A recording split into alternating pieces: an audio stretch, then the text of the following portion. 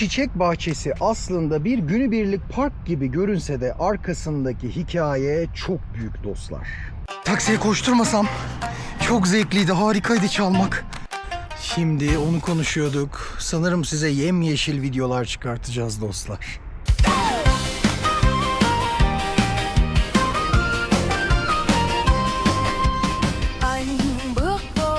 Çünkü sen benim çiçeğimsin ve burada çok çiçek var.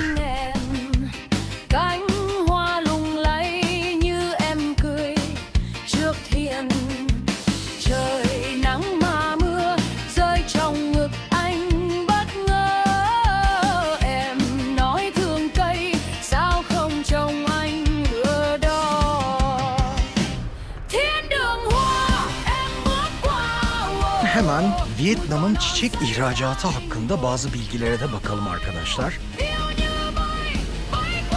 Bahçede sadece güzel çiçekler yok, aynı zamanda yeni türlerin korunması ve geliştirilmesi için bir araştırma merkezi var.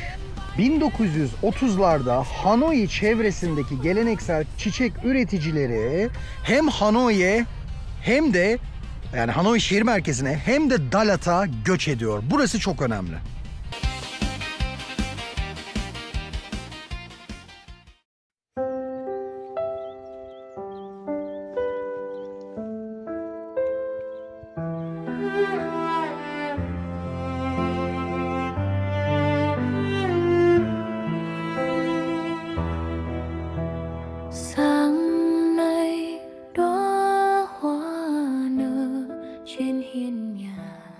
Hoa Tan, Won Hoa Chan Po Dalat. Dalat çiçek çiftliğine geldik arkadaşlar. Flower Garden ama çiçek çiftliği demek hiç de garip olmaz. Çünkü birazdan öğreneceksiniz çiçeğin Vietnam için ne demek olduğunu. Peki. Evet dostlar. Daha önceki konuşmalarımdan birinde çiçek ekonomisinden bahsedeceğimi söylemiştim. Evet, bugün sizlerle Vietnam'da gerçekten de müthiş bir noktadayız. Dalat'ın çiçek bahçeleri ve çiçek kültürü üzerine konuşacağız. Burası sadece güzel fotoğraf köşelerinden ibaret değil. Aynı zamanda tarihi, ekonomiyi, doğanın insanla ilişkisini de anlatan noktalardan bir tanesi. Çiçek üretimi bölge için çok ciddi bir gelir kaynağı. Vietnam bir çiçek ihracatçısı arkadaşlar. Yani özellikle küçük çiftçilerin o disiplinli çalışmaları sayesinde çiçek Vietnam'ın ekonomisinde çok önemli bir noktada. Bunu daha derin anlatacağım. Bana göre bu noktada çok çarpıcı olan insan, doğa ve ekonomi artık ayrı katmanlar değil, birbirlerine bir döngü halinde yerleşmişler tam anlamıyla bu ülkede. Çünkü doğa reddedilmemiş. İşte Budist kültürün en büyük avantajı. Sebze kenti olduğu gibi aynı zamanda bir çiçek kenti. Çünkü Vietnam çiçek ihracatının en önemli şehirlerinden bir tanesi. Dalat denince aslında sadece parklar değil, kentin ekonomi, kültür ve toplumsal yaşantısının derinlemesine çiçeklerle ilişkili olduğunu hemen hemen her yerde görebiliyorsunuz. İnsan burada sadece tüketen değil, doğayla birlikte yaşayan bir varlık gibi duruyor. Şehrin en merkezi çiçek mekanlarından birindeyiz şu anda. Dalat Flower Garden. Yani şehrin çiçek parkı. Burası Quang Hong Gölü'nün doğusunda yer alıyor ve yaklaşık 7000 metrekarelik geniş bir alan arkadaşlar. Oldukça özel bir nokta. UNESCO tarafından korunuyor. Dalat'ın iklimi o kadar muhteşem bir iklim ki, serin ve yüksek olduğu için bu çiçeklerin en sevdiği, çeşitlendiği iklimlerden bir tanesi. Aynı zamanda burada laboratuvarlar var.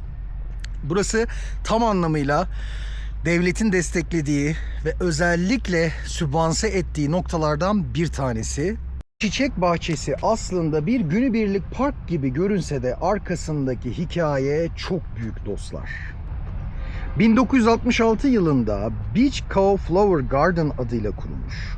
Sonraki yıllarda yenilenmiş Ve bugün hem bir konservasyon alanı hem de aynı zamanda bir turizm alanına dönüştürülmüş. Bu gördüğünüz Flower Garden'da aslında 1930'lardan bu yana şehirlere doğru göç eden Vietnam geleneksel çiçek yetiştiriciliğinin tamamen bilgisinin ta buralara, bu tarihe, şu ana kadar yansımasından bahsediyorum. Dalat'taki çiçek kültürü böyle sadece parklar ve yetiştirme alanlarıyla sınırlı değil. Bunu zaten videolardan fark ettiniz. Yani toplumun tamamına sinmiş bir çiçek yetiştiriciliği mevcut. Her yerden muhteşem çiçekler fışkırıyor. Tabii ki iklim bunda çok önemli. Çünkü Dalat'ın iklimi az önce bahsettiğimiz gibi bu konuda özel bir iklime sahip. Özellikle festivalleri inanılmaz derecede devlet tarafından destekleniyor. Saigon'da Ağustos ayında Avrupa'dan böyle bir tekno dans grubundan tutun da gençler çılgınca eğleniyor dersem gerçekten de hata yapmış sayılmam.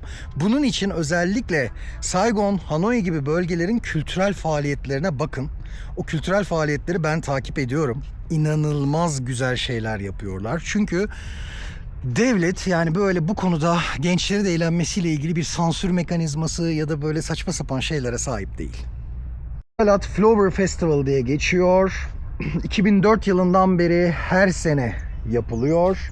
Festival sadece bir turistik etkinlik değil, aynı zamanda çiçek tarımının ekonomik ve kültürel önemini halka anlatmak ve aynı zamanda halkın eğlenmesini sağlayan bir kültürel platforma dönüşüyor.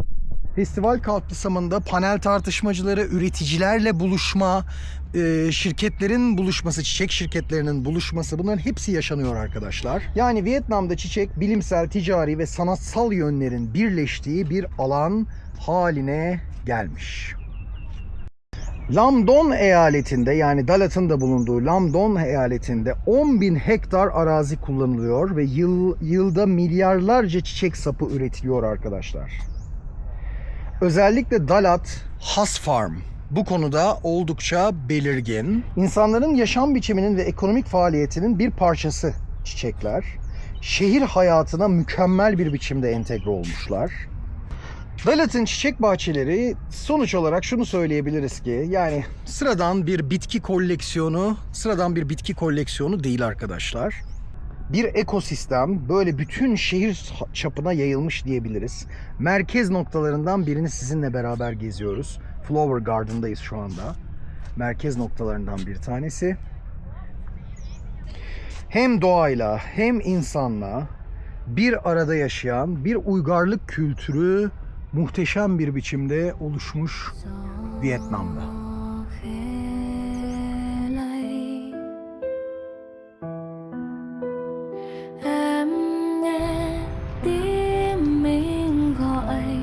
Như mầm xanh vươn qua mây,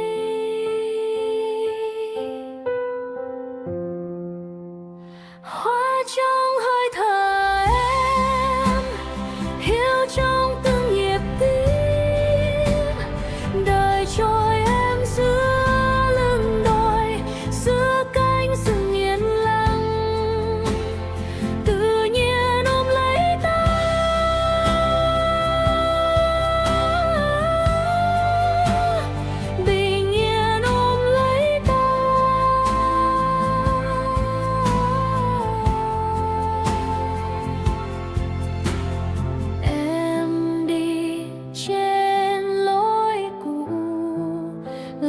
Rơi theo bước chân quen,